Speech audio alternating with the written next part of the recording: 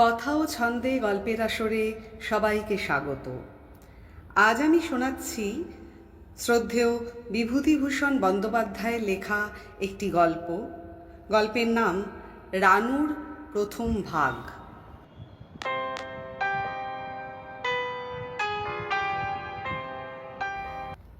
আমার ভাইঝি রানুর প্রথম ভাগের গণ্ডি পার হওয়া আর হইয়া উঠিল না।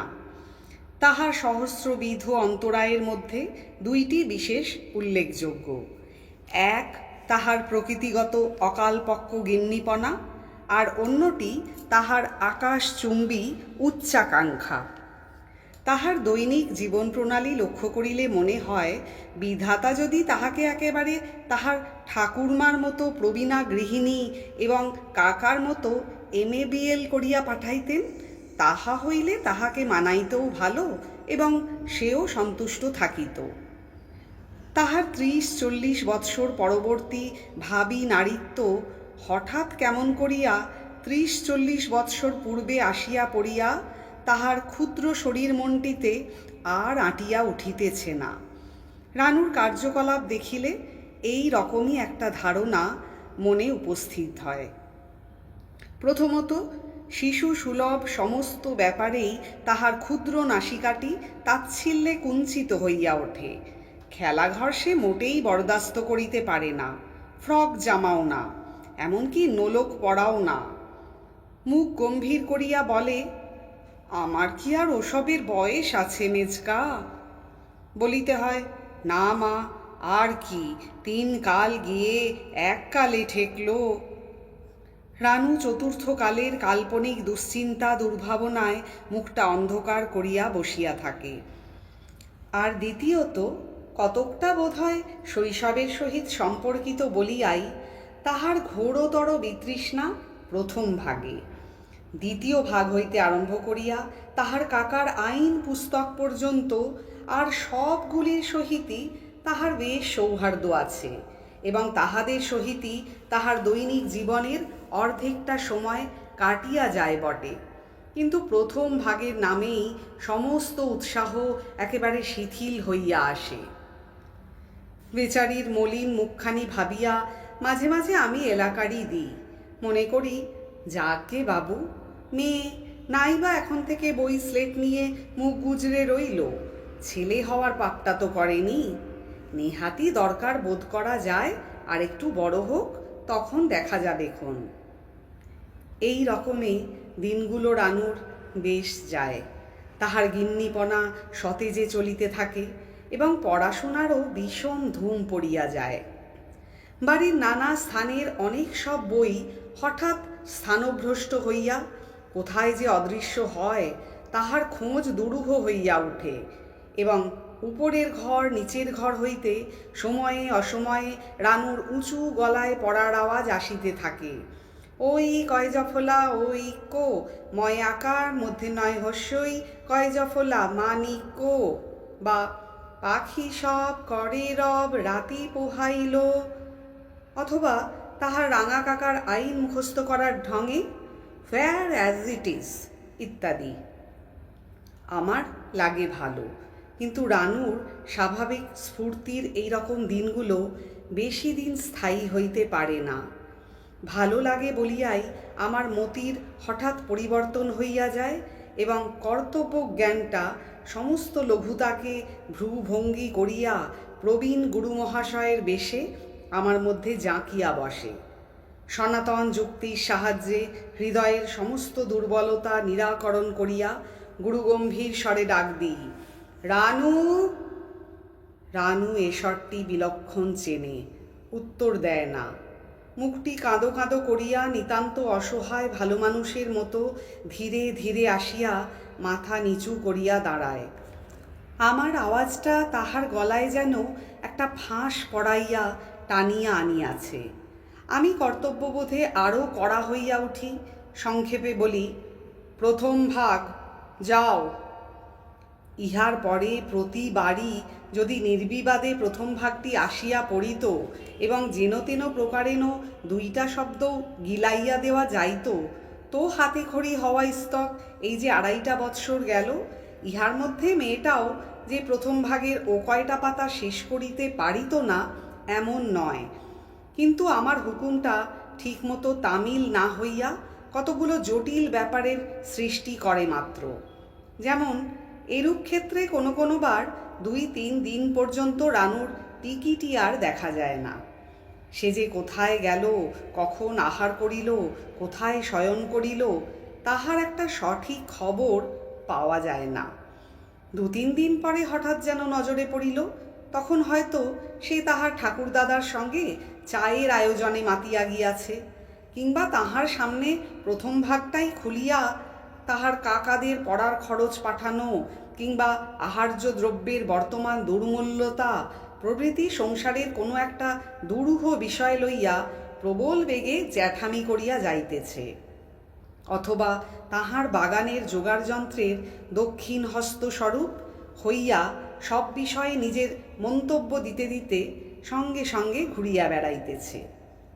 আমার দিকে হয়তো একটু আর চোখে চাহিল, বিশেষ কোনো ভয় বা উদ্বেগ নাই, জানে এমন দুর্ভেদ্য দুর্গের মধ্যে আশ্রয় লইয়াছে, সেখানে সে কিছুকাল সম্পূর্ণ নির্বিঘ্ন। আমি হয়তো বলিলাম, কই রানু, তোমায় না 3 দিন হলো বই আনতে বলা হয়েছিল?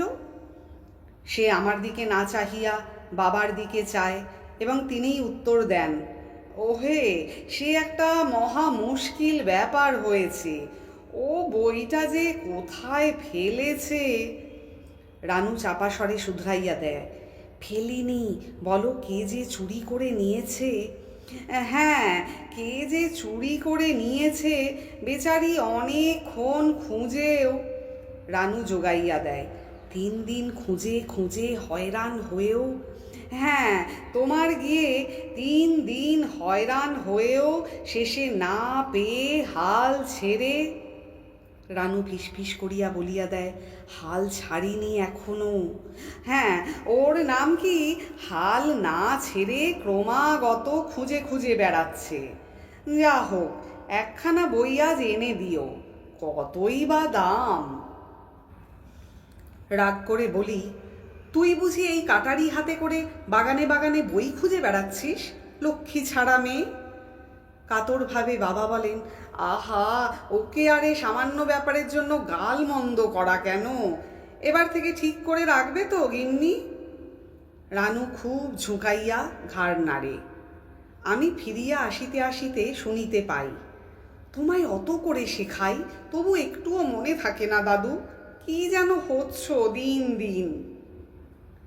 কখনো কখনো হুকুম করিবার খানিক পরেই বইটার আধখানা আনিয়া হাজির করিয়া সে খোকার ওপর প্রবল তম্বি আরম্ভ করিয়া দেয়। তম্বিটা আসলে আরম্ভ হয় আমাকেই ঠেস দিয়ে। তোমার আদুরে ভাইপোর কাজ দেখো মেচকা, লোকে আর পড়াশোনা করবে কোথা থেকে? আমি বুঝি কাহার কাজ, কটমট করিয়া চাহিয়া থাকি। দুষ্টু ছুটিয়া গিয়া বামাল শুদ্ধ খোকাকে হাজির করে। সে বোধহয় তখন একখানা পাতা মুখে পুড়িয়াছে এবং বাকিগুলোর কি করিলে সবচেয়ে সদ্গতি হয় সেই সম্বন্ধে গবেষণা করিতেছে। তাহাকে আমার সামনে ধপ করিয়া বসাইয়া রানু রাগ দেখাইয়া বলে, পেত্তয় না যাও দেখো। আচ্ছা, এ ছেলের কখনো বিদ্যে হবে মেজকা? আমি তখন হয়তো বলি, ওর কাজ না তুমি নিজে ছিঁড়েছ রানু, ঠিক আগেকার 5খানা পাতা ছেঁড়া। যত বলি তোমার কিছু হবে না, কিছু বলবো না, খান 30 বই তো শেষ হলো। ধরা পড়িয়া লজ্জা ভয় অপমানে নিশ্চল নির্বাক হইয়া এমনভাবে দাঁড়াইয়া থাকে যে নেহাত নৃশংস না হইলে উহার উপর আর তাহাকে কিছু বলা যায় না। তখনকার মতো শাস্তির কথা ভুলিয়া তাহার মনের গ্লানিটুকু মুছাইয়া দিবার জন্য আমায় বলিতে হয়, হ্যাঁ রে দুষ্টু, দিদির বই ছিঁড়ে দিয়েছিস? আর তুমিও তো ওকে একটু একটু শাসন করবে রানু, ওর আর কতটুকু বুদ্ধি বলো? চাঁদ মুখখানি হইতে মেঘটা সরিয়া গিয়া হাসি ফোটে। তখন আমাদের দুইজনের মধ্য হইতে প্রথম ভাগের ব্যবধানটা একেবারে বিলুপ্ত হইয়া যায় এবং রানু দিব্য সহজভাবে তাহার গিন্নিপনার ভূমিকা আরম্ভ করিয়া দেয়।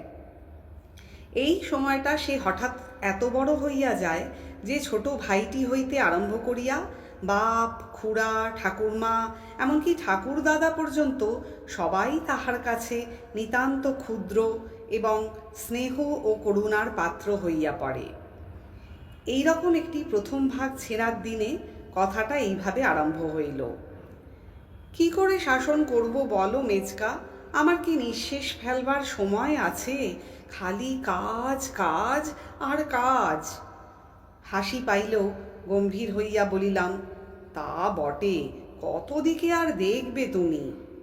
যে দিকটা না দেখেছি সেই দিকেই গোল। এই তো খোকার কাণ্ড চোখেই দেখলে। কেন রে বাপু, রানু ছাড়া আর বাড়িতে কেউ নেই? কেউ নেই? খাবার বেলা তো অনেকগুলি মুখ। বলো মেজকা। আচ্ছা, কাল তোমার তরকারিতে, তোমার যে ঝাল তরকারি, তাতে নুন ছিল? বলিলাম, না, একেবারে মুখে দিতে পারিনি। তার হেতু হচ্ছে রানু কাল রান্নাঘরে যেতে পারেনি, ফুরসত ছিল না। এই তো সবার রান্নার ছিরি। আজ আর সেরকম কম হবে না, আমি নিজের হাতে দিয়ে এসেছি নুন। আমার শখের ঝাল তরকারি খাওয়া সম্বন্ধে নিরাশ হইয়া মনের দুঃখ মনে চাপিয়া বলিলাম, তুমি যদি রোজ একবার করে দেখো মা। গাল দুইটি অভিমানে ভারী হইয়া উঠিল। হবার জো নেই মেজকা, রানু হয়েছে বাড়ির আতঙ্ক। ওরে, ওই বুঝি রানু ভাড়ার ঘরে ঢুকেছে? রানু বুঝি মেয়েটাকে টেনে দুধ খাওয়াতে বসেছে। দেখ দেখ, তোকে কে এত গিন্নিত্ব করতে বললে বাপু? হ্যাঁ মেজকা, এত বড়টা হলুম, দেখেছো কখনো আমায় গিন্নিত্ব করতে?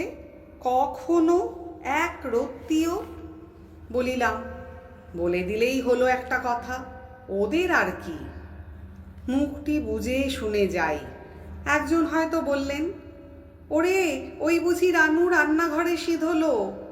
রাঙি বেড়ালটা বলে, আমি পদে আছি।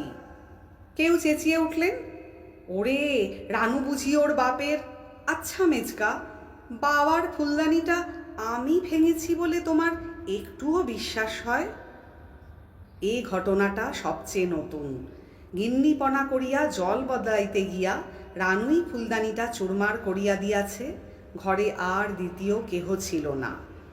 আমি বলিলাম, কই, আমি তো মরে গেলেও এ কথা বিশ্বাস করতে পারি না। ঠোঁট ফুলাইয়া রানু বলিল, যার ঘটে একটুও বুদ্ধি আছে সে করবে না। আমার কি দরকার মেজকা ফুলদানিতে হাত দেবার? কেন, আমার নিজের প্রথম ভাগ কি ছিল না যে বাবার ফুলদানি ঘাঁটতে যাব? প্রথম ভাগের ওপর দরদ দেখিয়া ভয়ানক হাসি পাইল। চাপিয়া রাখিয়া বলিলাম, মিছি মিছি দোষ দেওয়া ওদের কেমন একটা রোগ হয়ে পড়েছে। দুষ্টু একটু মুখ নিচু করিয়া রহিল। তাহার পর সুবিধা পাইয়া তাহার সদ্য দোষটুকু সম্পূর্ণরূপে স্খালন করিয়া লইবার জন্য আমার কোলে মুখ গুজিয়া আরও অভিমানের সুরে আস্তে আস্তে বলিল, তোমারও এ রোগটা একটু একটু আছে মেজকা। এক্ষুনি বলছিলে আমি প্রথম ভাগটা ছিঁড়ে এনেছি। মেয়ের কাছে হারিয়া হাসিতে হাসিতে তাহার কেশের মধ্যে অঙ্গুলি সঞ্চালন করিতে লাগিলাম। বই হারানো কি ছেঁড়া, পেট কামড়ানো, মাথা ব্যথা, খোকাকে ধরা প্রভৃতি ব্যাপারগুলো যখন অনেক দিন তাহাকে বাঁচাইবার পর নিতান্ত একঘেয়ে এবং শক্তিহীন হইয়া পড়ে, তখন দুই একদিনের জন্য নেহাত বাধ্য হইয়াই রানু বই স্লেট লইয়া হাজির হয়। অবশ্য পড়াশুনো কিছুই হয় না। প্রথমে গল্প জমাইবার চেষ্টা করে। সংসারের উপর কোনো কিছুর জন্য মনটা খিঁচড়াইয়া থাকায় কিংবা অন্য কোনো কারণে যদি সকলের নিজ নিজ কর্তব্য সম্বন্ধে আমার মনটা বেশি সজাগ থাকে তো ধমক খাইয়া বই খোলে। তাহার পর পড়া আরম্ভ হয়। সেটা রানুর পাঠাভ্যাস কি আমার ধৈর্য, বাৎসল্য, সহিষ্ণুতা প্রভৃতি সদ্গুণের পরীক্ষা, তাহা স্থির করিয়া বলা কঠিন। 2.5 বৎসর গিয়াছে, ইহার মধ্যে রানু অজ আমর পাতা শেষ করিয়া অচল অধমর পাতায় আসিয়া অচলা হইয়া আছে। বই খুলিয়া আমার দিকে চায়, অর্থাৎ বলিয়া দিতে হইবে। আমি প্রায়ই পড়াশোনার অত্যাবশ্যকতা সম্বন্ধে একটি ক্ষুদ্র উপদেশ দিয়া আরম্ভ করি।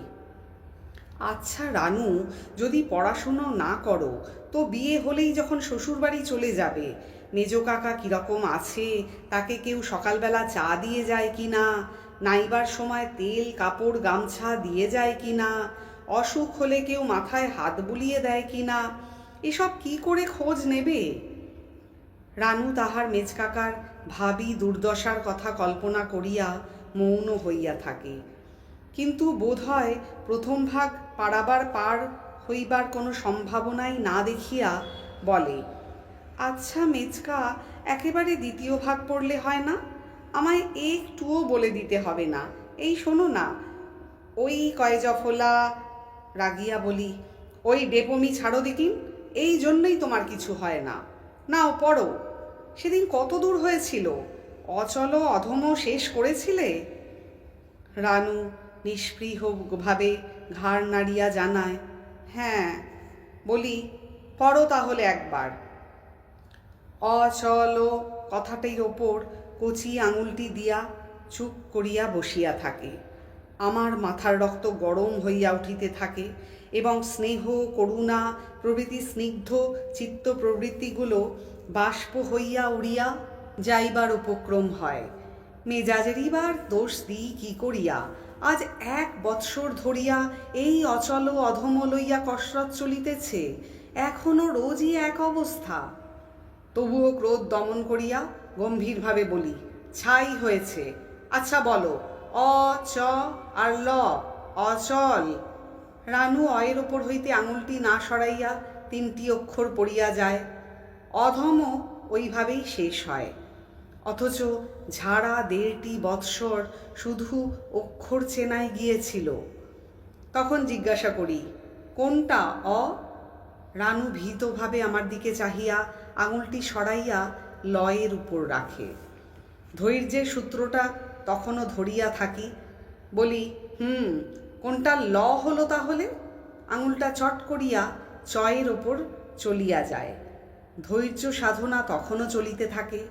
শান্ত কণ্ঠে বলি, চমৎকার। আর চ? খানিকক্ষণ স্থিরভাবে বইয়ের দিকে চাহিয়া থাকে, তারপর বলে, চ চ নেই মেজকা। সংযত রাগটা অত্যন্ত উগ্রভাবেই বাহির হইয়া পড়ে। পিঠে চাপড় কষাইয়া বলি, তা থাকবে কেন?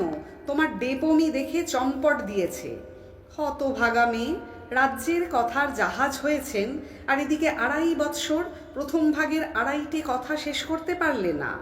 কত বুড়ো বুড়ো গাধা ঠেঙিয়ে পাশ করিয়ে দিলাম, আর এই একরত্তি মেয়ের কাছে আমায় হার মানতে হলো। কাজ নেই আর তোর অক্ষর চিনে, সন্ধে পর্যন্ত বসে বসে খালি অ চ আর ল অচল, অ ধ আর ম অধম এই আওড়াবি। তোর সমস্ত দিন আজ খাওয়া বন্ধ। বিরক্তভাবে একটা খবরের কাগজ কিংবা বই লইয়া বসিয়া যাই।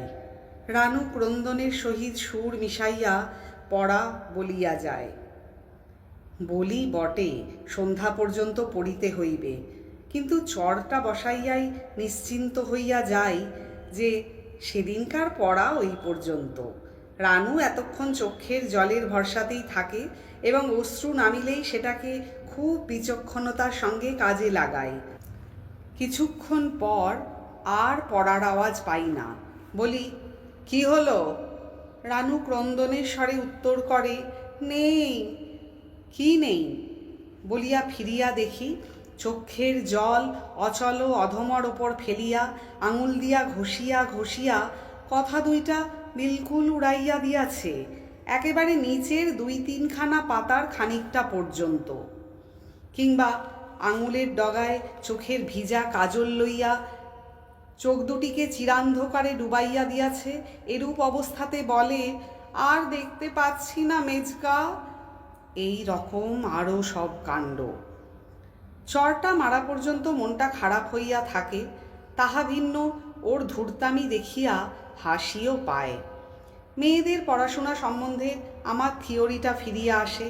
বলি, না, তোর আর পড়াশোনা হলো না রানু। স্লেটটা নিয়ে আয় দেখিন। দেগে দি বুলো, পিঠটায় লেগেছে বেশি, দেখি।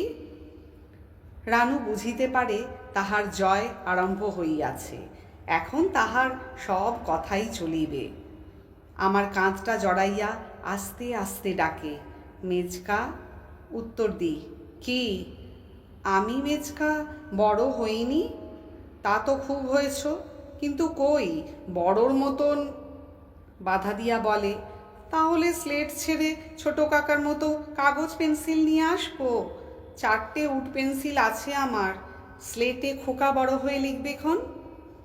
হঠাৎ শিহরিয়া উঠিয়া বলে, ও মেজকা, তোমার 2টো পাকা চুল গো, সর্বনাশ, বেছে দিই? বলি, দাও। আচ্ছা রানু, এই তো বুড়ো হতে চললাম, তুইও 2 দিন পরে শ্বশুর বাড়ি চলবি।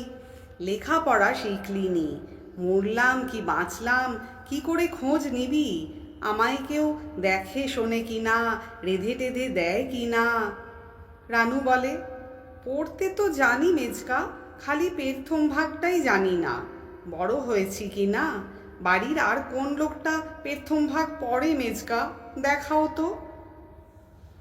দাদা ওদিকে ধর্ম সম্বন্ধে খুব লিবারেল মতের লোক ছিলেন, অর্থাৎ হিন্দু ধর্ম সম্বন্ধে অজ্ঞতাটা যেমন গভীর করিয়া রাখিয়াছিলেন, খ্রিস্ট এবং কবেকার জরাজীর্ণ জুরুয়াস্তিয়ানবাদ সম্পর্কে জ্ঞানটা সেইরূপ উচ্চ ছিল। দরকার হইলে বাইবেল হইতে সুদীর্ঘ কোটেশন তুলিয়া সকলকে চমৎকৃত করিয়া দিতে পারিতেন, এবং দরকার না হইলেও যখন এক ধার হইতে সমস্ত ধর্মমত সম্বন্ধে সুতীব্র সমালোচনা করিয়া ধর্মমত মাত্রেরই অসারতা সম্বন্ধে অধার্মিক ভাষার ভুরি ভুরি প্রমাণ দিয়া যাইতেন, তখন ভক্তদের বলিতে হইত, হ্যাঁ, এখানে খাতির চলবে না বাবা, যার নাম শশাঙ্ক মুখুজ্জে। দাদা বলিতেন, না, গোঁড়ামিকে আমি প্রশ্রয় দিতে মোটেই রাজি নই। প্রায় সব ধর্মবাদকেই তিনি গোঁড়ামি নামে অভিহিত করিতেন এবং গালাগাল না দেওয়াকে বলিতেন প্রশ্রয় দেওয়া।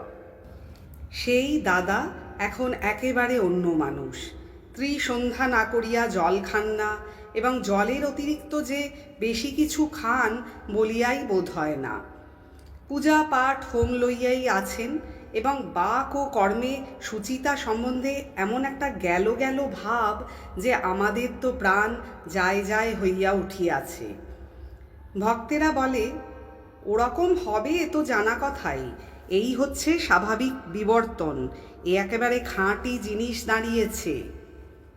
সকলের চেয়ে চিন্তার বিষয় হইয়াছে যে এই অসহায় লাঞ্ছিত হিন্দু ধর্মের জন্য একটা বড় রকম ত্যাগ স্বীকার করিবার নিমিত্ত দাদা নিরতিশয় ব্যাকুল হইয়া উঠিলেন, এবং হাতের কাছে আর তেমন কিছু আপাতত না পাওয়ায় ঝোঁকটা গিয়া পড়িয়াছে ছোট কন্যাটির ওপর। একদিন বলিলেন, ওহে শৈলেন, একটা কথা ভাবছি বলি কেন, একরকম স্থিরই করে ফেলেছি। মুখে গম্ভীর তেজস্বিতার ভাব দেখিয়া সভয়ে প্রশ্ন করিলাম, কি দাদা? গৌরীদান করব স্থির করেছি। তোমার রানুর কত বয়স হলো? বয়স না বলিয়া বিস্মিতভাবে বলিলাম, সে কি দাদা, এ যুগে? দাদা সংযত অথচ দৃঢ় কণ্ঠে বলিলেন, যুগের এ আর সে নেই শৈলেন, ওইখানেই তোমরা ভুল করো। কাল এক অনন্তব্যাপী অখণ্ড সত্তা, এবং যে শুদ্ধ সনাতন ধর্ম সেই কালকে। একটু অস্থির হইয়া বলিলাম, কিন্তু দাদা, ও যে এখনো দুগ্ধপোষ্য শিশু।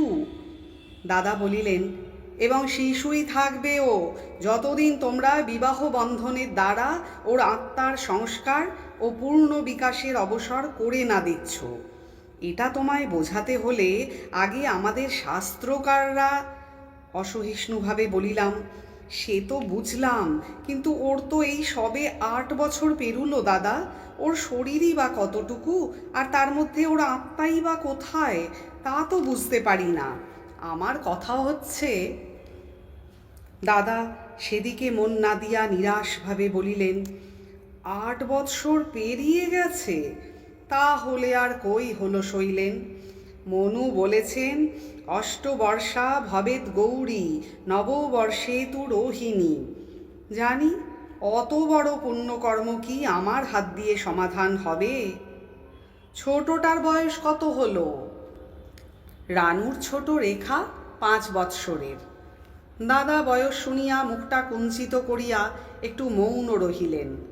5 বৎসরের কন্যাদানের জন্য কোনো একটা পুণ্যফলের ব্যবস্থা না করিয়া যাওয়ার জন্য মনুর ওপরই চটিলেন, কিংবা অত পিছাইয়া জন্ম লওয়ার জন্য রেখার উপরই বিরক্ত হইলেন, বুঝিতে পারিলাম না। কিছুক্ষণ নীরব থাকিয়া একটি দীর্ঘ নিঃশ্বাস ফেলিয়া সে স্থান ত্যাগ করিলেন। আমিও আমার রুদ্ধশ্বাসটা মোচন করিলাম। মনে মনে বলিলাম, যাক, মেয়েটার একটা ফাঁড়া কাটল। 2 দিন পরে দাদা ডাকিয়া পাঠাইলেন। উপস্থিত হইলে বলিলেন, আমি ও সমস্যাটুকুর একরকম সমাধান করে ফেলেছি শৈলেন। অর্থাৎ তোমার রানুর বিবাহের কথাটা আর কি। ভেবে দেখলাম যুগ ধর্মটা একটু বজায় রেখে চলাই ভালো বই কি। আমি হাঁফ ছাড়িয়া বাঁচিলাম, হর্ষের সহিত বলিলাম, নিশ্চয় শিক্ষিত সমাজে কোথায় 16-17 বছরে বিবাহ চলছে দাদা। এই সময় একটা কচি মেয়েকে, যার 9 বছরও পুরো হয়নি, তা ভিন্ন খাটো গড়ন বলে। ঝাঁটা মারো তোমার শিক্ষিত সমাজকে, আমি সে কথা বলছি না। বলছিলাম যে যদি এই সময়ই রানুর বিয়ে দিই তা মন্দ কি? বেশ তো, যুগ ধর্মটাও বজায় রইল, অথচ ওদিকে গৌরী দানেরও খুব কাছাকাছি রইল। ক্ষতি কি? এটা যাকে বলতে পারা যায় মডিফাইড গৌরী দান আর কি। আমি একেবারে থ হইয়া গেলাম। কি করিয়া যে দাদাকে বুঝাইব কিছুতেই ঠিক করিয়া উঠিতে পারিলাম না। দাদা বলিলেন, পণ্ডিত মহাশয়েরও মত আছে। তিনি অনেক ঘাঁটাঘাঁটি করে দেখে বললেন, কলিতে এইটি গৌরী দানের সমফলপ্রসূ হবে। আমি দুঃখ রাগ মিটাইবার একটা আধার পাইয়া একটু উষ্মার সহিত বলিলাম, পণ্ডিত মশাই তাহলে একটা নীচ মিথ্যা কথা আপনাকে বলেছেন দাদা। আপনি সন্তুষ্ট হলে উনি একথাও বোধহয় শাস্ত্র ঘেঁটেই বলে দেবেন যে মেয়েকে হাত পা বেঁধে জলে ফেলে দিলেও আজকাল গৌরীদানের ফল হবার কথা। কলিযুগটা যে ওদের কল্পবৃক্ষ হয়ে দাঁড়িয়েছে, যখন যে বিধানটা চাইবেন পাকা ফলের মতো টুপ করে হাতে এসে পড়বে। 2 জনেই কিছুক্ষণ চুপ করিয়া রহিলাম। আমিই কথা বলিলাম, যাক, ওঁরা বিধান দেন, দিন বিয়ে, আমি এখন আসি, আমার কাজ আছে। আসিবার সময় ঘুরিয়া বলিলাম, হ্যাঁ, শরীরটা খারাপ বলে ভাবছি 4 মাস একটু পশ্চিমে গিয়ে কাটাবো। সপ্তাহখানেকের মধ্যে বোধহয় বেরিয়ে পড়তে পারবো। বলিয়া চলিয়া আসিলাম। অভিমানের সাহায্যে ব্যাপারটা 3 মাস 4 কোনো রকমে ঠেকাইয়া রাখিলাম, কিন্তু তাহার পর দাদা নিজেই এমন অভিমান শুরু করিয়া দিলেন যে আমারই হার মানিতে হইল। ধর্মের পথে অন্তরায় হইবার বয়স এবং শক্তি বাবার তো ছিলই না, তবুও নাতনির মায়ায় তিনি দমনা হইয়া কিছুদিন আমারই পক্ষে রহিলেন। তারপর ক্রমে ক্রমে ওই দিকেই ঢলিয়া পড়িলেন। আমি বেখাপ্পা রকম একলা পড়িয়া গিয়া একটা মস্ত বড় ধর্মদ্রোহীর মতো বিরাজ করিতে লাগিলাম। রানুকে ঢালোয়া ছুটি দিয়ে দিয়েছি। মায়াবিনী অচিরেই আমাদের পর হইবে বলিয়া যেন ক্ষুদ্র বুকখানির সমস্তটুকু দিয়া আমাদের সংসারটি জড়াইয়া ধরিয়াছে।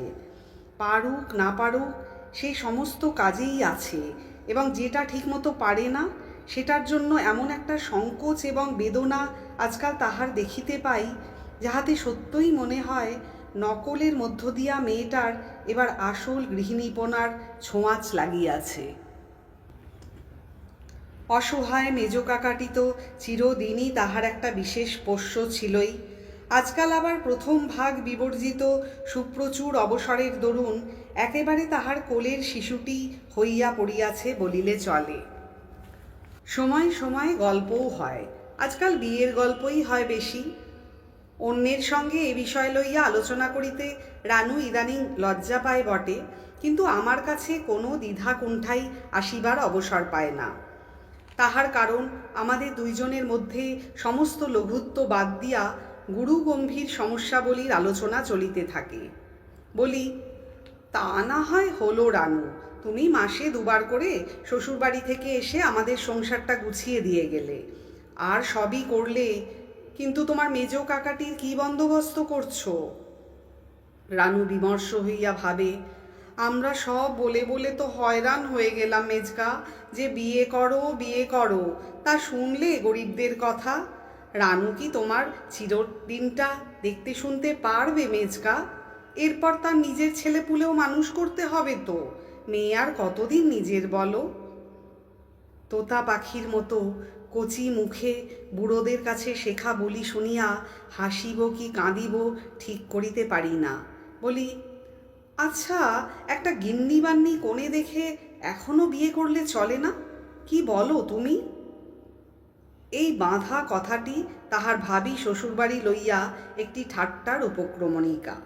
রানু কৃত্রিম অভিমানের সহিত হাসি মিশাইয়া বলে, যাও মেজকা, আর গল্প করব না, তুমি ঠাট্টা করছো।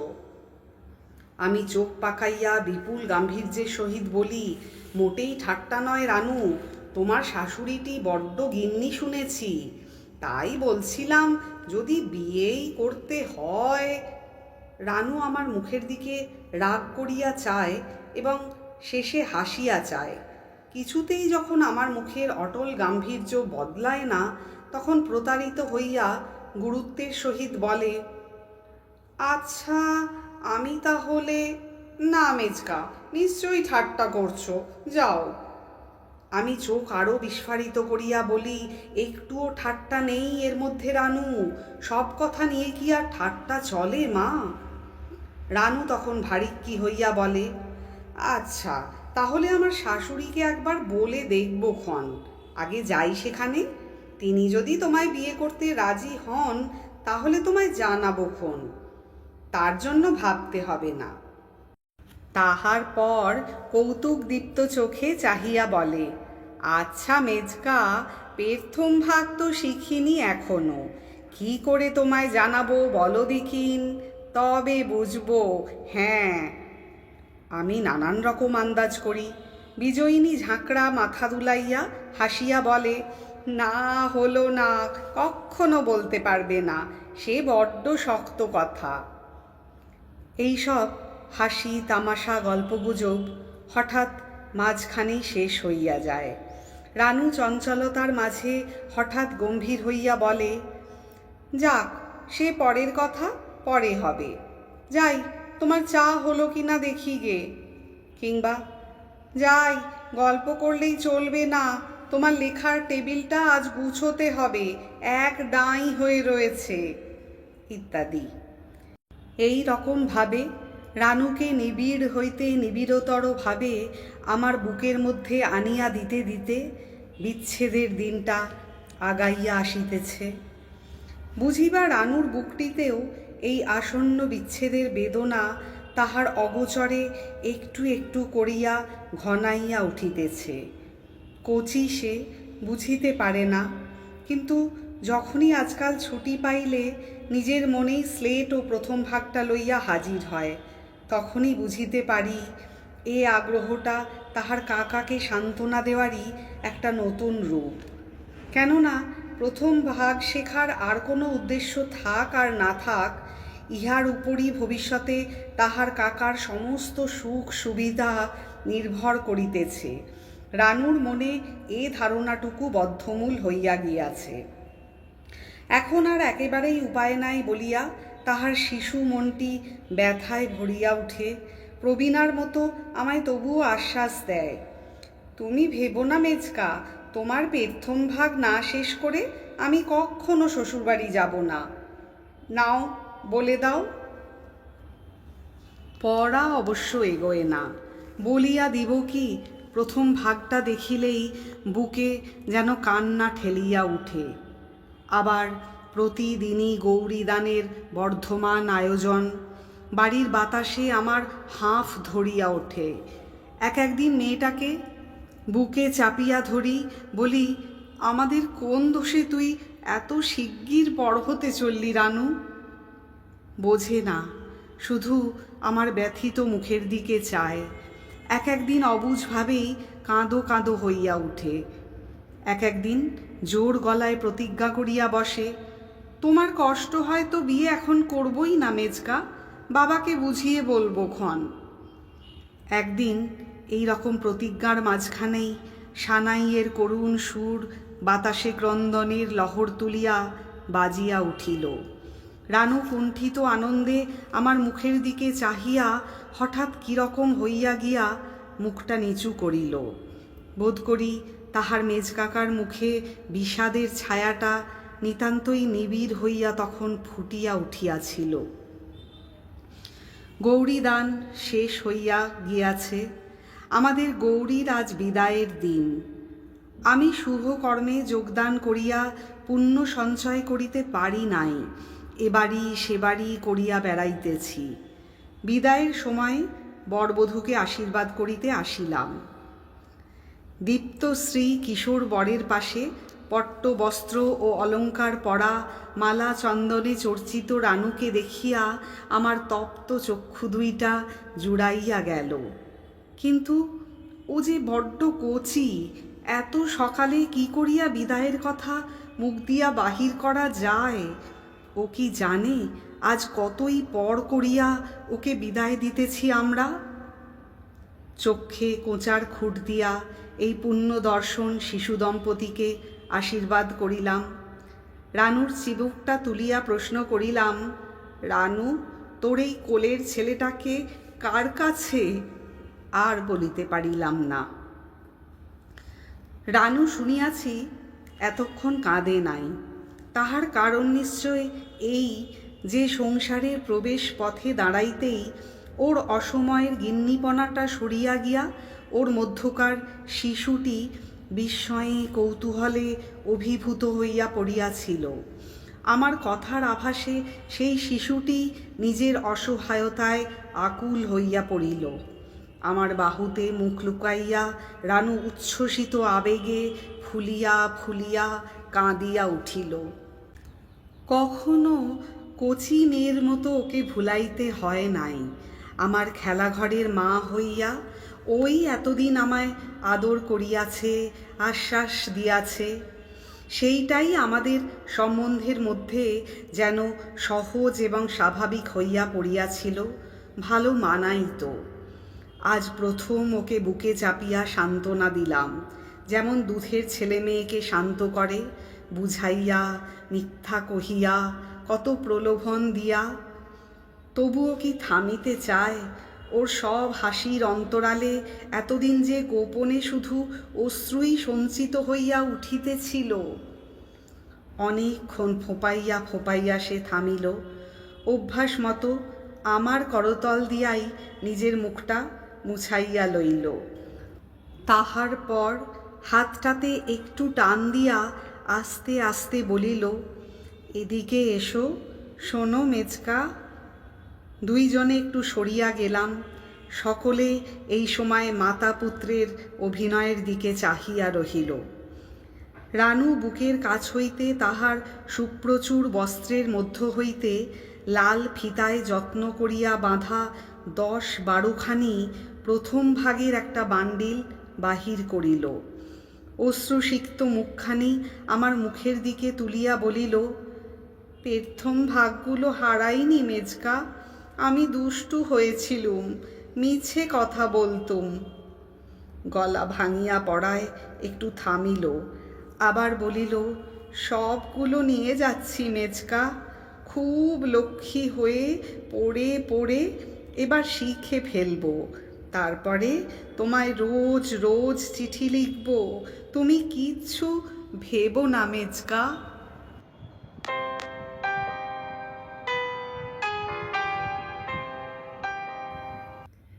শেষ হলো আজকের গল্প। আমার গল্প পাঠ ভালো লাগলে লাইক করে প্রিয়জনদের শেয়ার করে দেবেন এবং ভিন্ন ভিন্ন স্বাদের গল্প নিয়মিত শোনার জন্য চ্যানেলটি সাবস্ক্রাইব করে সাথে থাকার অনুরোধ জানাই। খুব তাড়াতাড়ি আবার চলে আসব একটি নতুন স্বাদের গল্প নিয়ে। ততক্ষণ পর্যন্ত সবাই সুস্থ থাকুন, খুব ভালো থাকুন। ধন্যবাদ।